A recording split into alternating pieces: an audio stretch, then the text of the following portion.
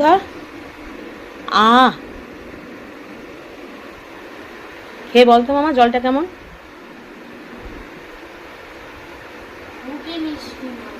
Hello, খাও খাও খাও, এটা নোনতা।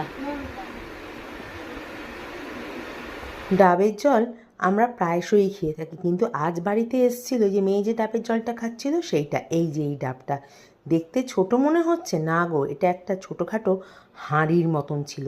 অনেক দিন পর একটা এত বড় ডাবের দেখা মিলল। ভিতরে শাঁসও ছিল অল্প বিস্তর, আর জল সে একদম যেন কল কল করে পড়ছিল। আর এখন বর্তমানে যা দাম ডাবের না, সেই ক্ষেত্রে এত বড় একটা ডাব যে আজ বাড়িতে আসলো, আর তাতে যে এত ভালো জল পাওয়া গেল সেটা আর কি বলবো। আমি ছেলে মেয়ে সবাই এরম কাপ ভর্তি ভর্তি করে খাওয়ার পরেও এতটা পরিমাণে যে সসপ্যানের জলটা ওটা রয়ে গেছিলো। যাই হোক, আজ সকালটা শুরু হলো আমাদের এরকম দারুণ সুন্দর মিষ্টি একটা ডাবের জল দিয়ে। তোমাদের সকালটা কি দিয়ে শুরু করলে কমেন্টে জানিও কিন্তু।